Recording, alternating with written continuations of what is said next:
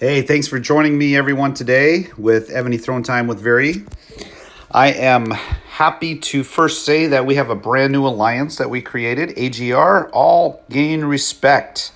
We are hoping to set a new precedence on Server 360 by doing the right thing and getting everyone up to par with SVS War and really just creating a good camaraderie around the server. We've had our ups and downs, I think, like most servers. So the group of people that we've put together are not necessarily the most powerful. You don't always need that to win server wars, but you do need smarts and dedication to the game. So I appreciate everyone here, and a big kudos to all of you. I look forward to playing with you. So today's topic is going to be research.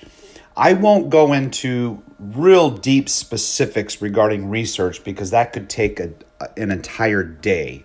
But what I will do, based off some of the questions I have, is help you understand a little better what research can do for you and how it's important to develop that along the way. The first thing I'll say is I'm not an expert at this. Don't ever think I am, because I never will be. I do take a lot of my own personal experiences and apply to the videos and share with you. But I also take information that I've seen online and watched other videos. And there are a lot of great videos regarding this topic as well. So with that out of the way, let's go right into research. Let's get this started. So what is research? Research is everything you need to build your keep in order to be a more powerful and effective player.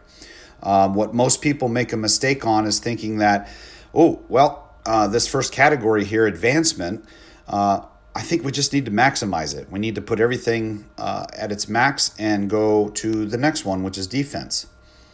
Well, I disagree with that. Trying to maximize one category and not build any others is basically suicide. And unless you know how to use a bubble, if you can use a bubble effectively during KE and SVS or even Bob, then more power to you. Do your thing. But I highly recommend you do it a different way. So let's go over the categories. Advancement, this is everything that's going to be pretty much in your keep. If you want to build your keep, resources, constructions, things like that, March. This is kind of the basics. And you do need to build off this backbone. So I would recommend with advancement, starting, by building minimally.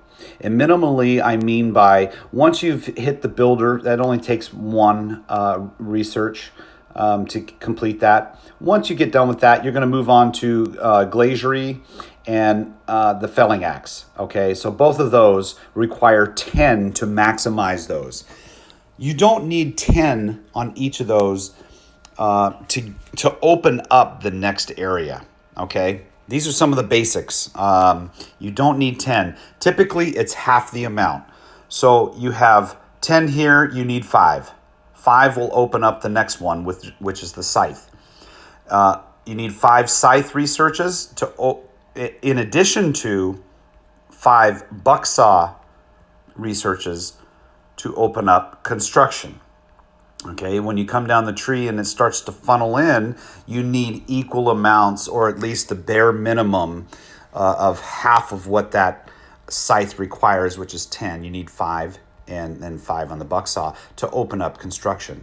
And again, once you get to construction, you need 5 of those in order to open up the masonry and the pickaxes.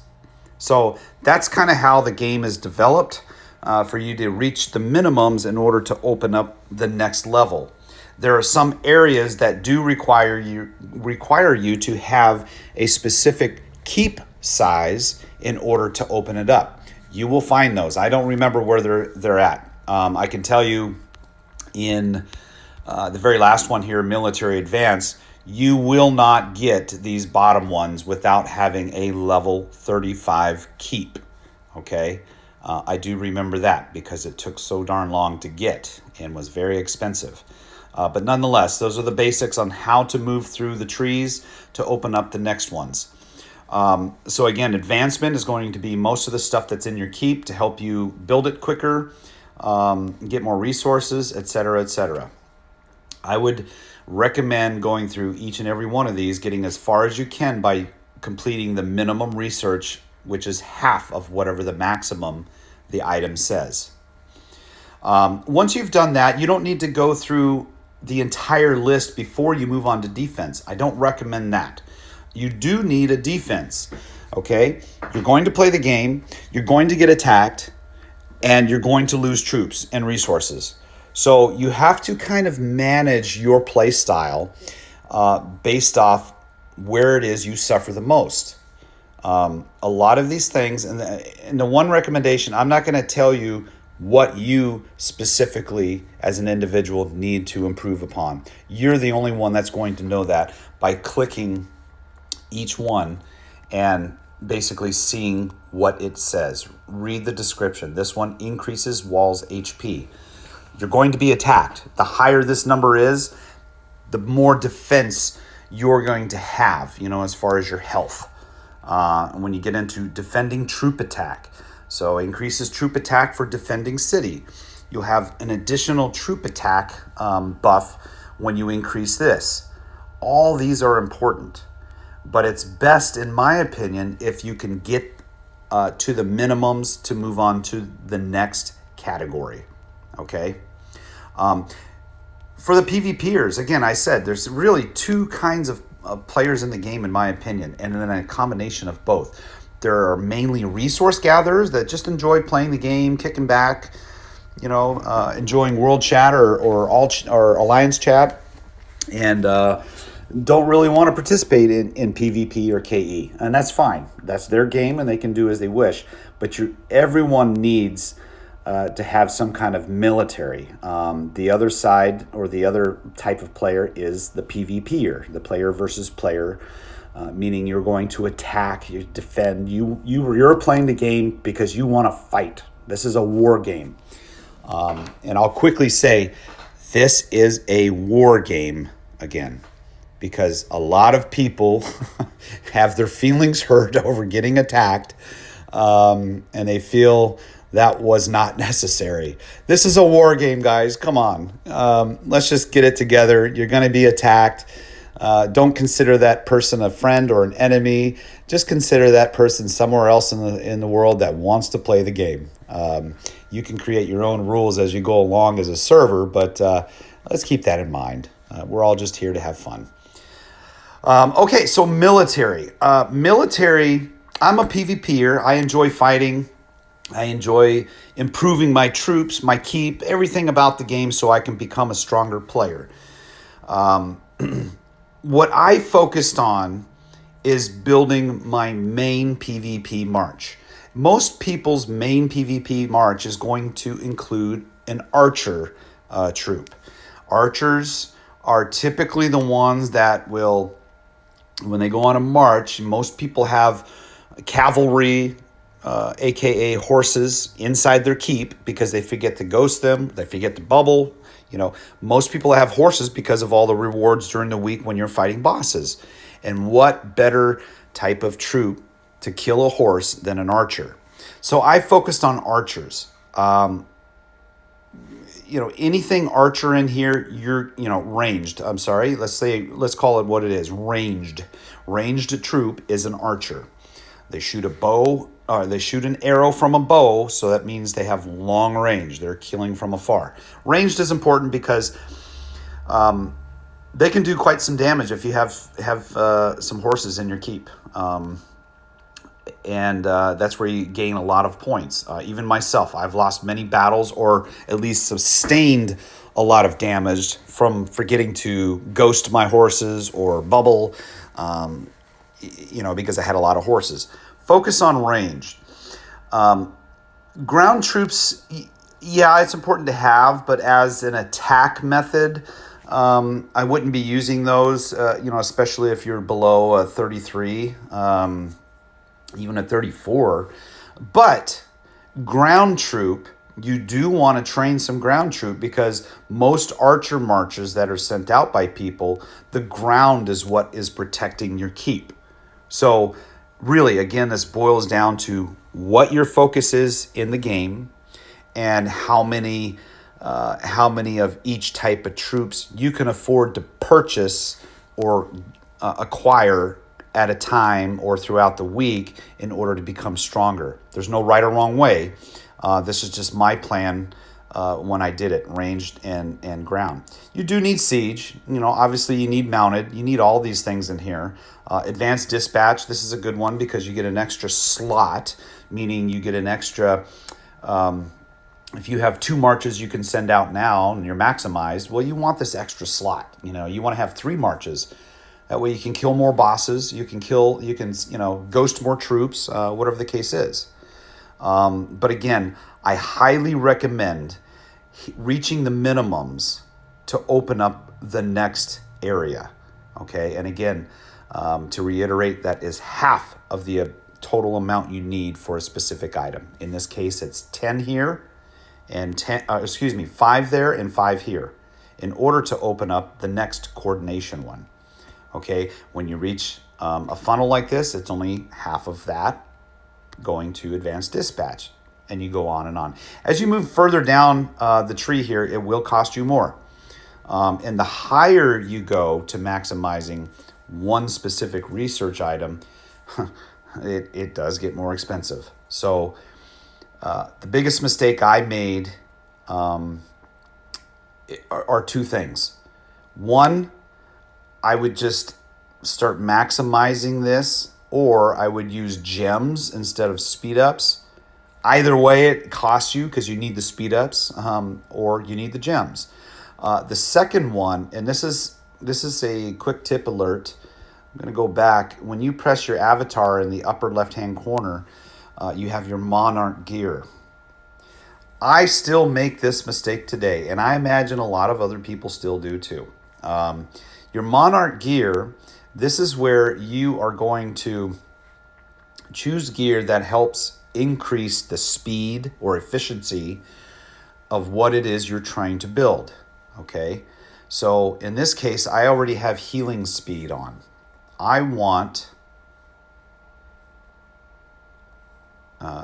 research speed, first one on the list. I want research speed because if I have this gear on, now I can go, and I won't select it now because I'm not doing it. Now I can go back into research, and it will help when I do speed ups not to use as many.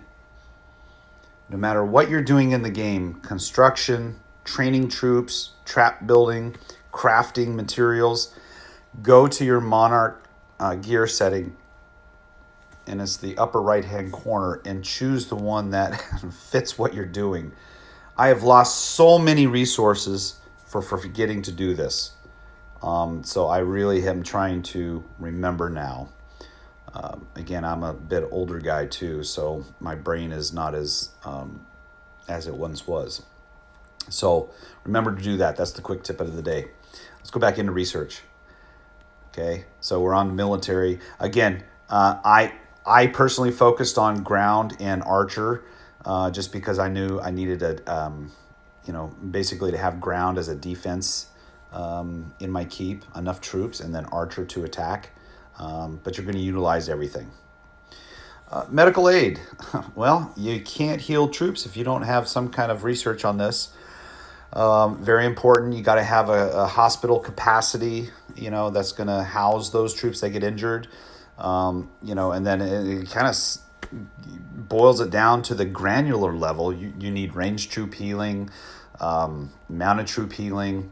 Evony has done a really exceptional job of creating a well-developed game, for one, but 2, making it very challenging to get all these things in a timely manner without spending money. If you can avoid spending money, or at least get the little $5 packs, once every so often, it'll help you increase building your keep a little bit quicker. So, but military aid, yeah, you just need to go through every single one and try to get the minimums as far as you can get. And again, each category will be based off your keep level size and how far you can actually get without having to upgrade, or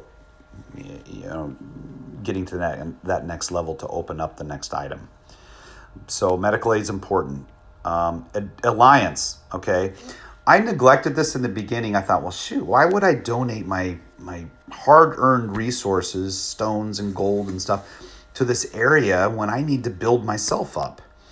Well, it's kind of a catch-22. If you don't build up your alliance or help build up your alliance, then the members of your alliance can't help you as much as they possibly can without having some of this research done. And this not only goes for resources, but protecting you. If someone's going to reinforce you, send you resources, you need a bigger rallying capacity, things like that. You need more people to rally. This is so important. And if I were to go back, this is one of the things that I would focus on first, equally with other things. Because you have teammates in the game, and those teammates, you're working as a team. You want everyone to do well. And in my style of play is not to be greedy. I don't like greed so much. There are people that can't really afford to spend money on the game, and that is perfectly all right. I have nothing against that. But at the same time, a lot of people use alts or just gather resources all day, and they're not really fighters. They can donate, their resources and things to you with a greater research in alliance. And so that's equally as important as me as a PvPer to help protect them or fight for the cause, because I'm losing a lot of resources. This is extremely important, and I recommend everyone donating to your alliance. Not only here with research, but in your alliance help and alliance science. In fact, I'll do one right now. I spend a lot of gems in this because I want to maximize our science. And we'll just kind of get it up here. There we go. For those of you that don't know, and I'm getting off topic here, but R4s and R5s, we can see who is donating and who is not. Okay. And whoops, I don't want to leave alliance. We just started it. So 2 areas here, donation honor ranking, and then your honor rank itself. We can see every member in the list, and we know who's donating and who's not.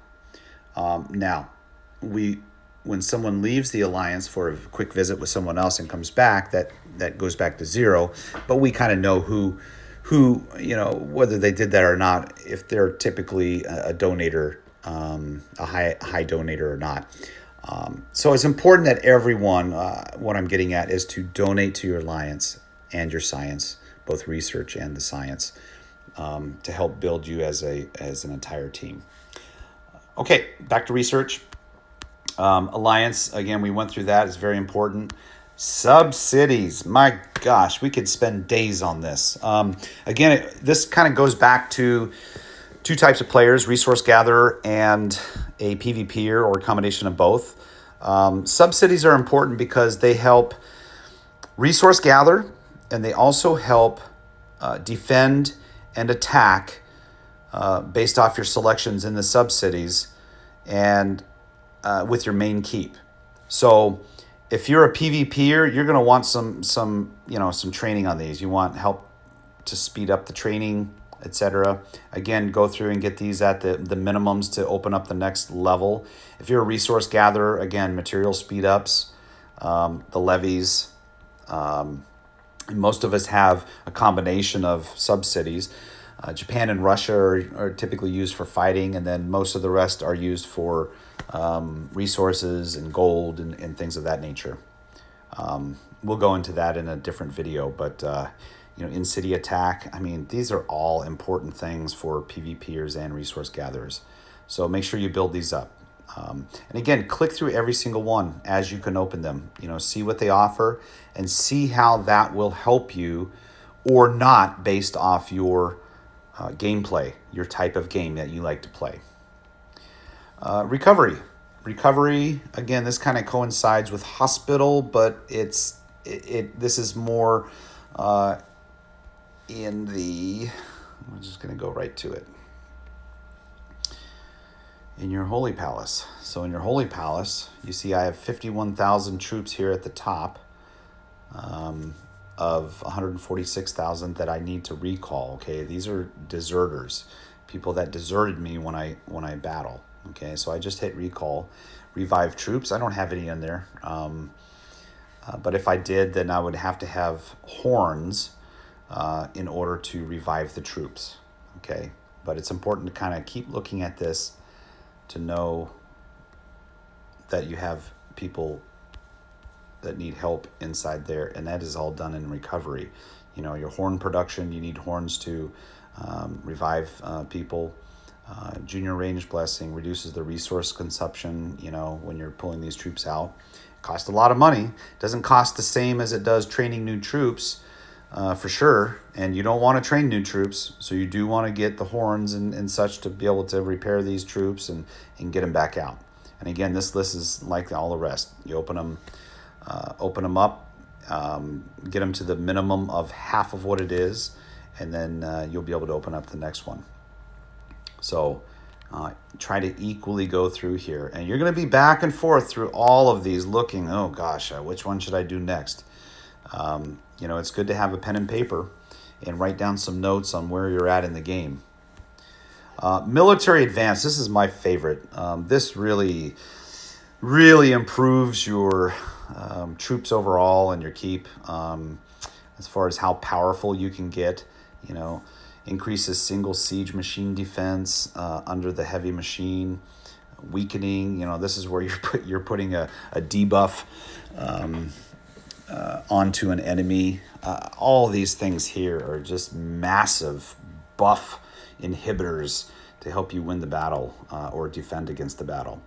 I will say down at the bottom here, again, with any of the categories above, you must get or achieve a certain level of keep in order to get closer or to the bottom.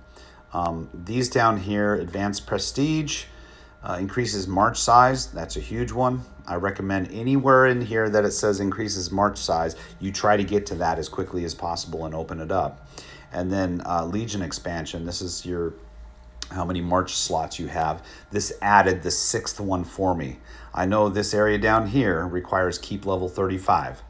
Okay, in case any of you don't know that, it does require keep level 35. So keep working hard, keep working smart, improve your resource consumption and your play on how much you actually win and lose. Just stay protected. It's important to learn how to use bubbles. Well, that's about it for the research side. Again, I could spend hours and hours and hours going through each and every one of these, detailing what it is and how it will help you and what I would recommend based off your game play, but we don't have that kind of time. I do want to say thank you very much for joining the video. I hope this helps a little bit at least. If it helps one person out there, then I'm happy. I would love if you send me a comment. I will respond to those as I can and with all the information hopefully that you need. And down on the right hand corner of your screen, hit that subscribe button if you liked any of my videos up till now. I'm happy to be here sharing my experience and look forward to doing more of this. Until next time, live life first and play Evony second, and I'll see you on the battlefield.